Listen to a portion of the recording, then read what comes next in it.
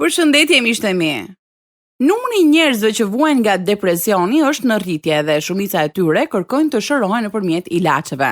Ashtu si personazhi i historisë tonë të sotme, ata thonë: ankthi dhe shqetësimi më kanë pushtuar. Personazhi ynë u bë i lirë në momentin kur kuptoi se kush është rrënja e problemit, dhe atëherë zemra, mendja dhe jeta e tij u bën të lira nga prangat.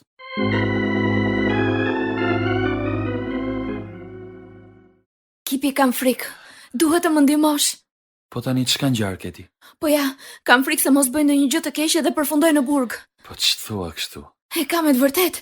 Gjatë gjithë kohës për këtë mendoj. Të lutem telefonoj pastorit dhe thuaj të vi që të bisedoj me të. Më vjen keq, por nuk kam për ta bërë këtë. Ma thuaj mua se cili është problemi dhe do ta zgjidhim bashk. Po ti nuk po më kupton. Unë jam e dëshpëruar. Dgjoj Keti, ti duhet të qetësohesh. Tani ulu këtu edhe rri me Hudsonin. Fëmijët e tjerë janë duke bërë detyrat e shtëpisë. Për ta do të kujdesem unë, kështu që ti mund të pushosh këtu me djalin. Mos u shqetëso zemër, sepse kjo gjë ka për të përfunduar. Jo, në asnjë mënyrë. Unë nuk mund të qëndroj këtu vetëm me Hudsonin. Mundesh që të shke me të, edhe shumë shpejt ke për të ndjerë më mirë. Mos harro, ti mund t'ja dalësh mban. Jo, nuk mundem. Më lër të dal, Kipi. Kipi, më lër të dal. Po ndihni të lirë nga prangat të radiodramatizimin e historive të vërteta njerëzore. Këto histori janë prodhuar në Chicago nga Pacific Garden Mission dhe vinë për ju në gjuhën shqipe nga Radio 7 në Tiranë. Sot për transmetim ju ftoj të ndiqni programin me numër 347, programi që ju bën të përballeni me veten dhe të mendoni.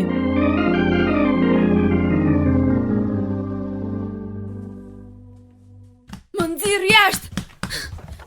Më nxirr jashtë. Keti, ku po shkon? Ktheu, jashtë shumë ftohtë dhe ti nuk e veshur pallton. Keti! Gruaja në historinë tonë të sotme ishte e martuar me 4 fëmijë kur kjo krizë preku jetën e saj. Katie Wellin ishte përballur me shumë kriza të tjera, por asnjëherë se kjo. Kjo është historia që tregon se si ajo gjeti paqe të përjetshme, një dëshmi e vërtetë që vjen tek ju tani në Të lirë nga prangat.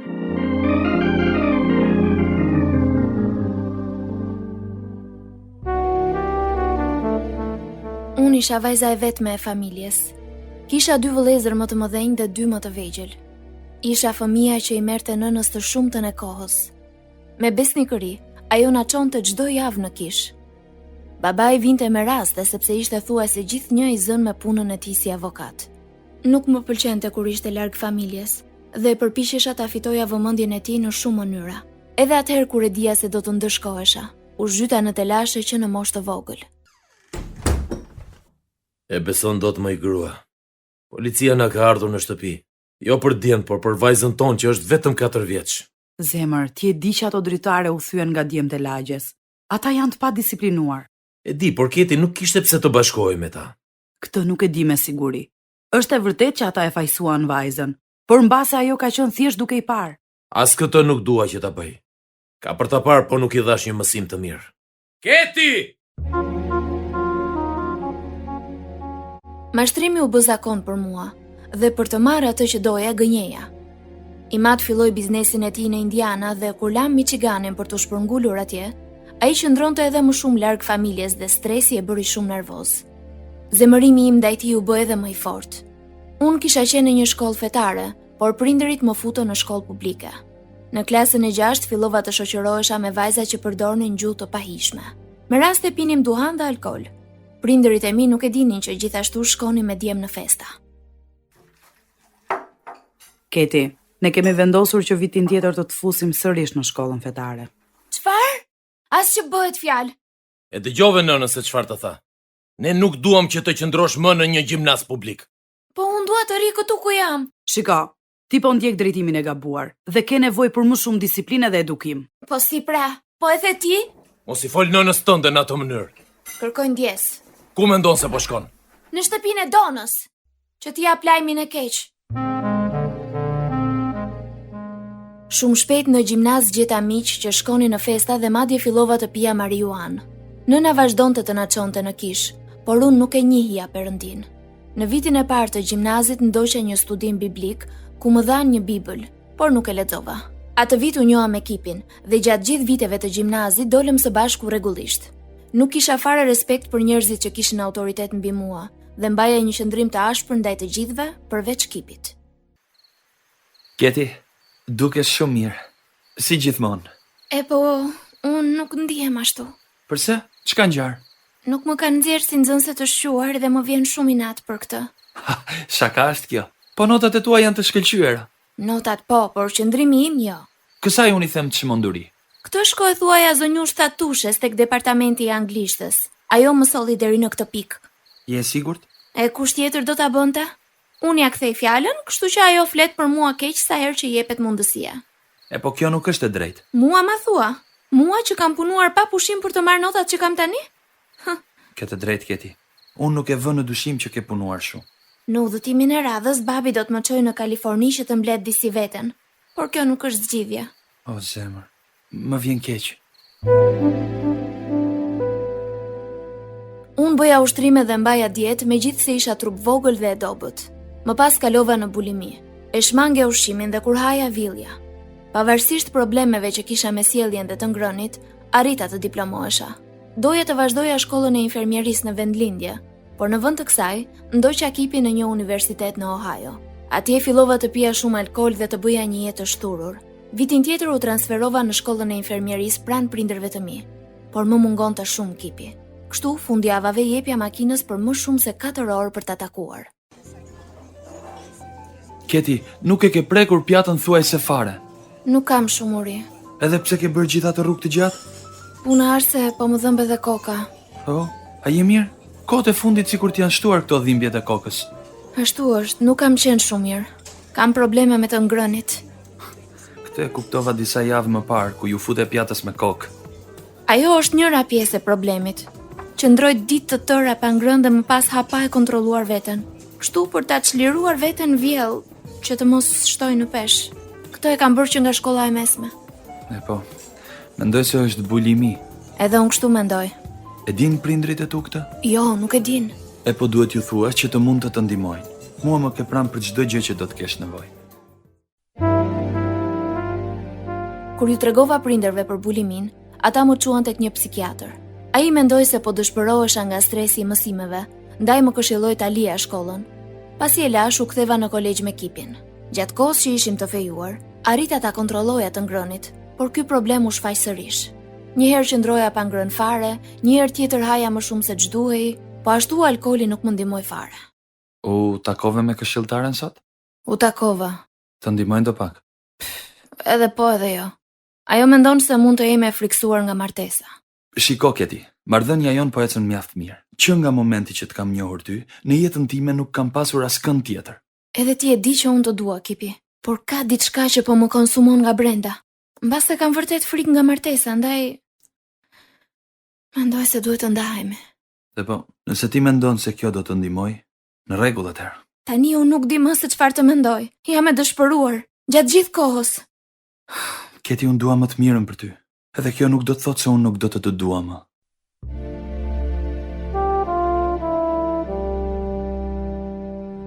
Ai më mbështeste gjithmonë, dhe kur u ndam, ndjeva shumë faj dhe turp. Fillova të kisha marrëdhënie të tjera, por sa herë që kisha probleme, Kipi ishte gjithnjë miku më i ngushtë që kisha.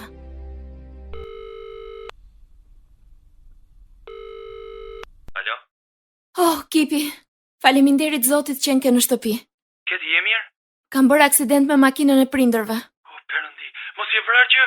Jo, isha me shoqet e mia dhe asnjëra nga ne nuk është lënduar, por si zakonisht babi është mërzitur. Mendoj se vetëm është shqetësuar për ty. E po, më tha se nuk do të më jap më para për të paguar universitetin në Ohio. Kjo do të thotë se nuk do të kthehesh më këtu? Pikërisht ashtu. Vetëm një vit më ndan nga diplomimi.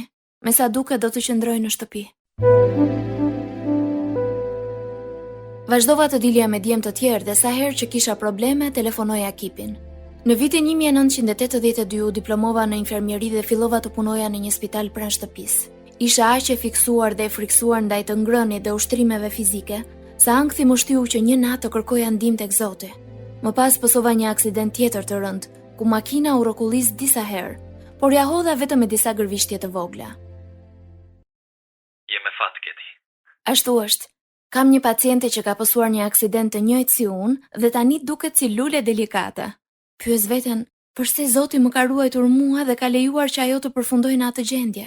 Këtë nuk e di, por shpresoj që të tregohesh më e kujdesshme herën tjetër kur t'i japësh makinës. Ke të drejtë.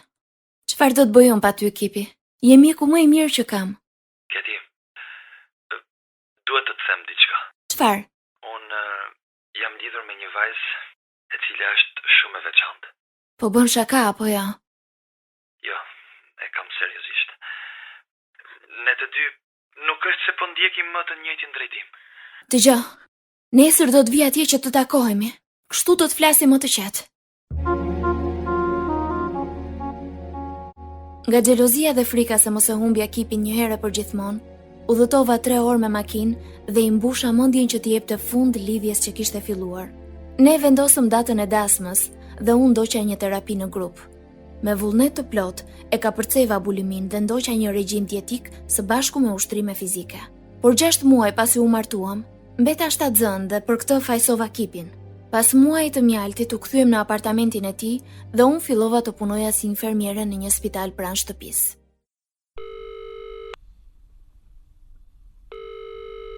Alo? Alo? Babi, jam unë. Oh, nuse e re e babit. Unë dhe nëna jote jemi shumë të gëzuar që Kipi tani është dhënë ynë, Keti. Ai është një djalë i mrekullueshëm. Ndërsa ne, babi, nuk jemi të lumtur. Ashtu? Pse? Çka ndodhur? Po unë nuk njoh askënd në këtë vend. Po Kipi duhet të ketë miq të tij. Ka, por nuk më pëlqejnë. Dëgjoj, unë do të ngrej një kompani time këtu. Dhe Kipi mund të punojë me ne nëse është i gatshëm të vijë. Me të vërtet? Po, do ta telefonoj vetë Kipin dhe do t'i ofroj një rrogë të mirë. Kipi e pranoi ofertën e Timeti dhe ne u shpërngulëm në shtëpinë e prindërve. Por ky nuk kishte një fillim i mbar për martesën tonë. Nuk pi alkool sepse isha shtatzën. Një javë para se të vinte në jetë fëmia ynë i parë, ne u zhvendosëm në shtëpinë tonë. Shumë shpejt, pasi vajza jon Megan lindi, unë ju ktheva një zakoni të vjetër, të ngrënit dhe vjelljes. Faji dhe urrejtja që kisha për veten më rënduan dhe reagoja keq thuajse për çdo gjë. Edhe kjo më duhej. Po pse të gjitha këto gjëra mua duhet më ndodhin? Nuk është fundi botës, zemër. Ti nuk më kupton dot, se nuk je në vendin tim. Nuk e duroj dot më veten time. Dgjoj, Keti, bën mirë të qetësohesh tani. Po un kam nevojë për ndihmë. Problemi i të ngrënit më është kthyer sërish. Po unë mendova se e kishe kaluar këtë gjë. Edhe unë kështu mendoja. Por po përkeqësohem. Është edhe stresi i foshnjës, që duhet të kem kujdes. Duhet të marr këshillim që kjo të marr fund një herë mirë. Kështu mendon? Këshilltarja më rekomandoi një vend në Cincinnati. Duhet të qëndroj 4 javë atje, por ti mund të vish të më vizitosh fundjavave. Kush e di se sa shtrenjtë duhet të jetë. Është pak, por mbase na ndihmoni mat. Po vajza e vogël. Kur ti të jesh në punë do ta mbajnë nëna ime dhe nëna jote. Mirë atëherë, do të bëj ç'të jetë e mundur që të ndihmoj. Duhet të jap fund kësaj. Nuk duhet që Megani të bëhet si unë. Isha e vendosur që t'i jepja fund zakonit të keq të ngrënit dhe ashtu bëra. Pas 4 javëve kisha nevojë që një herë në javë të merrja këshillim. Kështu zgjodha të shkoja në të njëjtën klinik, që do të thoshte se unë duhet t'i jepja makinës 5 orë për të shkuar dhe 5 orë për të kthyer. Kjo ishte pika ku jeta ime filloi të ndryshonte për mirë.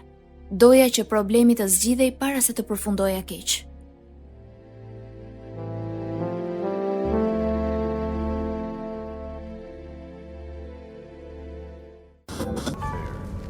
Një ditë, kur po ndëroja stacionin në radio, gjatë kohës që po i jepja makinës, fillova të dëgjoja një predikues.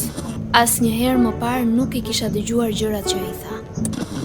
Miqtë mi, e tmerrshme është të bjerë njeriu në duart e Perëndisë së gjatë. Ndaj bëni mirë të përgatiteni, ja se çfarë thot Bibla.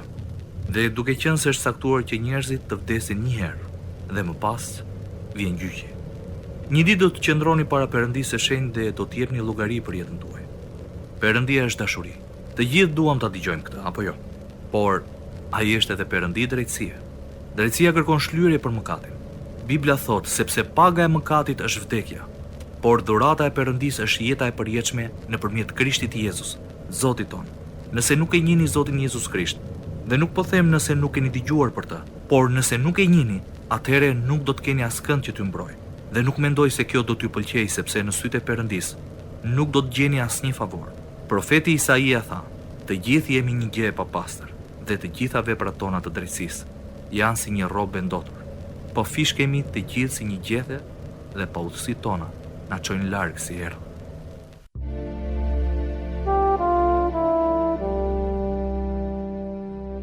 Kërkoja të dëgjoja programe të tilla sa herë që bëja udhëtime të gjata.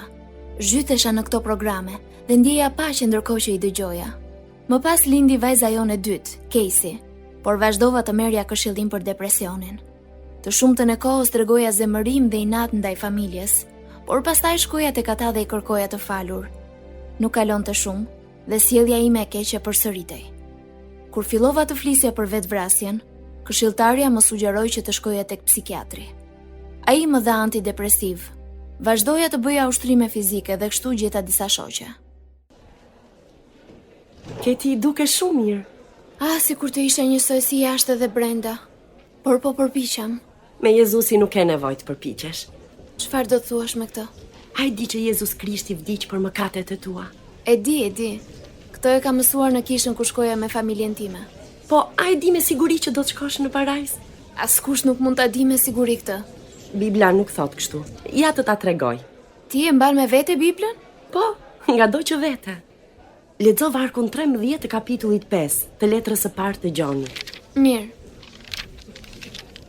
Ju a shkrova këto gjëra juve që besoni në emrin e Birit të Perëndis, që të dini se keni jetën e përjetshme dhe që të besoni në emrin e Birit të Perëndis. Është shumë e qartë apo jo? Nuk e kisha dëgjuar asnjëherë më parë këtë. Por qen ka këtu, në Bibël. Si thua sikur të vish me ne në studimin biblik? Fillova të lutesha që Perëndia të më tregonte të vërtetën dhe shkova në studim biblik. Një ditë, njëra nga gratë më ftoi në shtëpinë e saj ku më tregoi më shumë vargje. Pasi u largova, i thash Perëndis që edhe unë doja atë që ato gra kishin. Disa javë më vonë, ndërkohë që po lexoja Biblën, u gjenda tek letra e Efesianëve kapitulli 2. Sepse me anë të hirit jemi të shpëtuar, nëpërmjet besimit, dhe kjo jo prej jush, por është dhurata e Perëndis, jo prej veprave, që askush të mos mburret. O Perëndi, unë mendoja se duhet të merrja pëlqimin tënd, por shpëtimi yt është dhurat. Parajsa është dhurat. Faleminderit Jezus.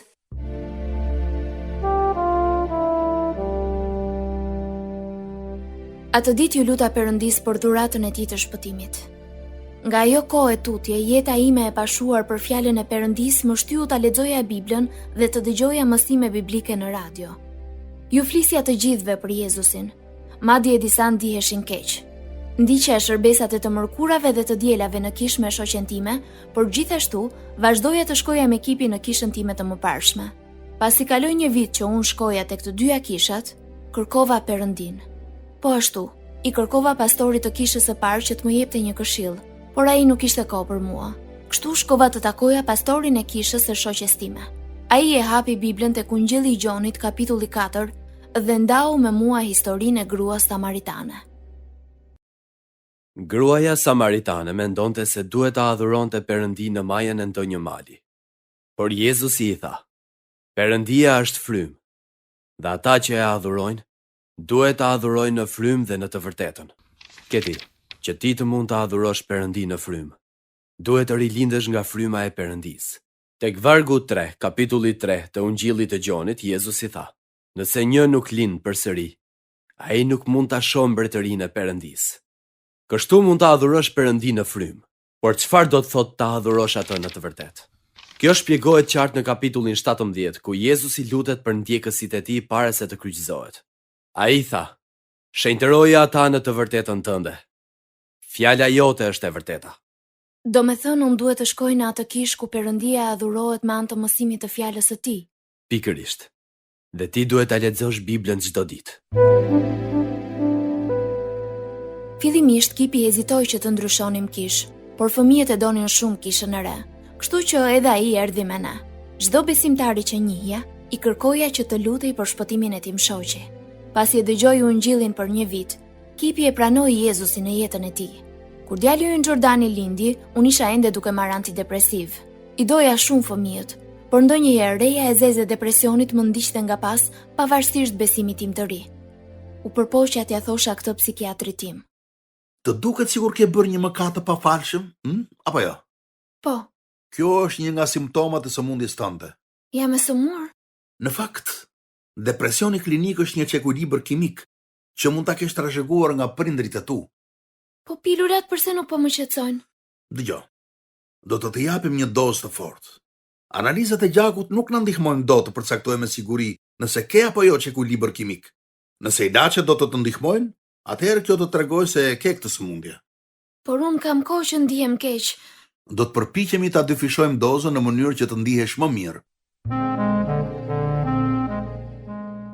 U bëra e varur ndaj ilaçeve dhe mendoja se kisha çekuilibër kimik. Gjithashtu luftoja me efektet anësore të dozave të dyfishta që merja. Ajo që po mësoja nga fjala e Perëndis, më zhyti në dyshime më të forta.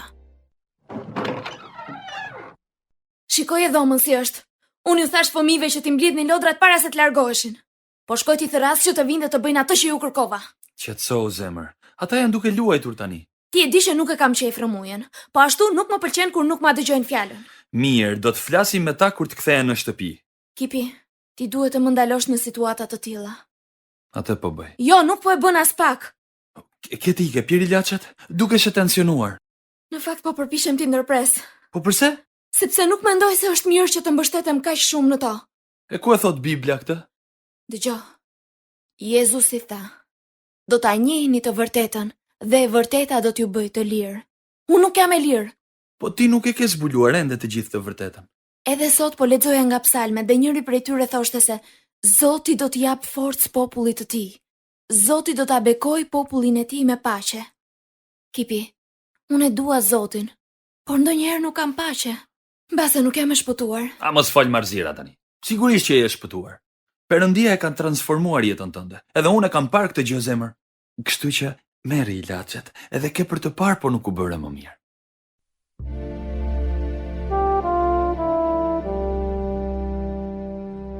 Isha në një betejë frymore, ndaj u luta dhe i kërkova Zotit që të më tregonte se çfarë duhet të bëja. Por në vend që t'i besoja fjalës së tij, i besova ekspertit mjekësor siç ishte psikiatri im.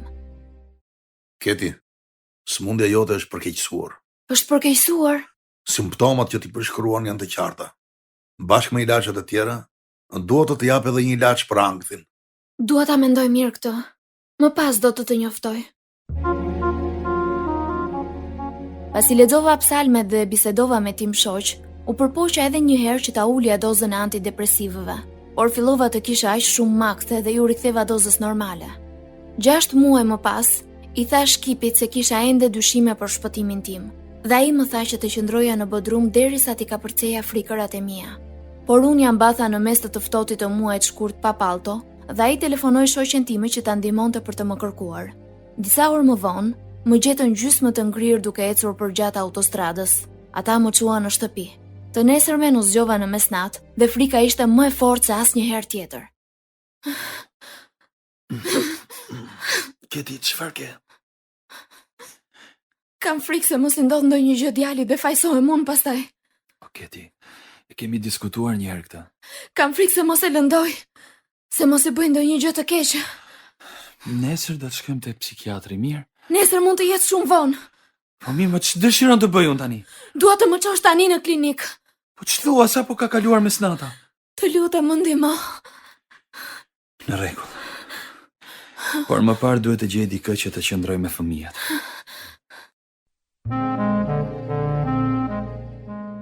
Më pranua në spitalin psikiatrik ku u diagnostikova me psikozë. Atje nuk mund ta kuptonin betejën time frymore. Megjithatë më ndërpren antidepresivët që kisha 14 vjet që i merja. Kur u largova 10 ditë më pas, mjekët më dhanë antidepresiv të tjerë dhe një ilaç për psikozën. Më pas shkova të takoja pastorin. Si e tani Keti? Ilaçet më bën reaksion dhe duke qenë se mjekët nuk ishin të sigurt cili prej tyre ishte, më ndërpren fare. Më vjen mirë. Përveç kësaj, isha aq e pushtuar nga ankthi sa psikiatri më dha antidepresiv tjetër. Dëgjoj. Zoti mund ta ndryshojë gjendjen në të cilën ndodhesh, nëse e lejon atë. Në Bibël thuhet: "Prandaj nëse dikush është në Krishtin, është një krijesë e re. Të vjetrat shkuan, ja, të gjitha u bën të reja." Por unë dua të ndryshoj, nuk dua të marr më ilaçe. Atëherë besoj Perëndis. Lypni dhe do t'ju jepet. Pastor, unë kam shumë dyshime për shpëtimin tim gjithashtu. Besoj fjalës së Zotit, Keti. Ti po mbështetesh ende tek ilaçet e ndjenjat e tua. Ndjenjat ndryshojnë, por fjala e tij jo. E di, Mësoj përmendesh premtimet e Perëndis dhe citoj. kështu po bëj. Jam kapur fort pas Psalmit 103 ku Perëndia thot se na i fal të gjitha paudhësit dhe i shëron të gjitha sëmundjet tona. Perëndia nuk i shëron të gjitha sëmundjet në këtë jetë.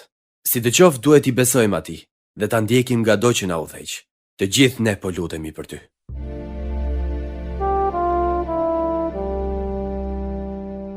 Gjashtë muaj pasi qëndrova në psikiatri, një fundjavë unë dhe im shoq shkuam në një seminar me të krishterë. Kur u ktheva në shtëpi, i flaka të gjitha ilaçet. Më pas ja tregova këtë kipit. Nëse ti mendon se ky është vullneti i Perëndis, atëherë në rregull. Ky po që është ndryshim. Ti dikur mendoje se duhet i pija ilaçet. E po Zoti po më ndryshon edhe mua. Jam e sigurt që ai dëshiron të qëndroj larg këtyre. Me sa duket seminari na ka bërë mirë, kam mësuar shumë gjëra. Edhe unë. E para gjë që kam mësuar është që duhet të kontrolloj zemërimin. Edhe mendimet gjithashtu. Nuk mund të jetojmë duke menduar gjërat e gabuara. Tek fjalët e urta gjejmë shumë udhëzime në lidhje me këtë. Një varg thot: sepse si mendon në zemër të vet, ashtu është ai. Mendoj se mësimi më i mirë që morëm ishte që të qëndrojmë në Krishtin. Nëse ne qëndrojmë në të dhe ecim në frym, pjesa tjetër ka për të qenë e lehtë. Kipi, ti je figurë e Krishtit për mua. Me të vërtet? Po, je i dashur, fal, dhe po ashtu je i fort. Jam mirënjohëse Perëndis për ty. Nuk ishte e lehtë të hiqja dorë nga ilaçet, por Perëndia ishte me mua në çdo hap që hidhja. Pak nga pak ndjesitë e ankthit u zhdukën.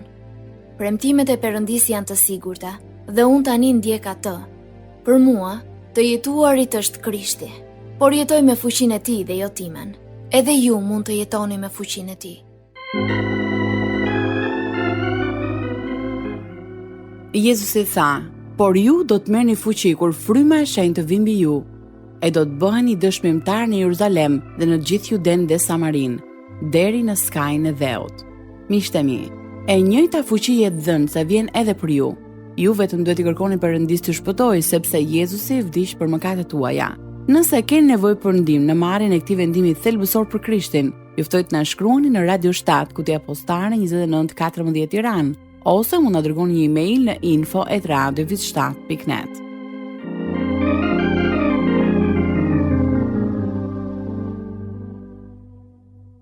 Ndoqët programi me numër 347. Kjo ishte historia e vërtetë e Katie Wellin, të lirë nga pranga, të prodhuar nga Pacific Garden Mission dhe u soll për ju në gjuhën shqipe nga Radio 7 në Tiranë, për të treguar nëpërmjet historive të vërteta se nëse jeta juaj është bosh, ajo mund të mbushet derisa të derdhet. Do të ishte e kënaqësi të dëgjonim se si ka ndikuar këto programe në jetën tuaj. Ndaj mos harroni të na shkruani. Deri herë në ardhshme bashk, miru dëgjofshim.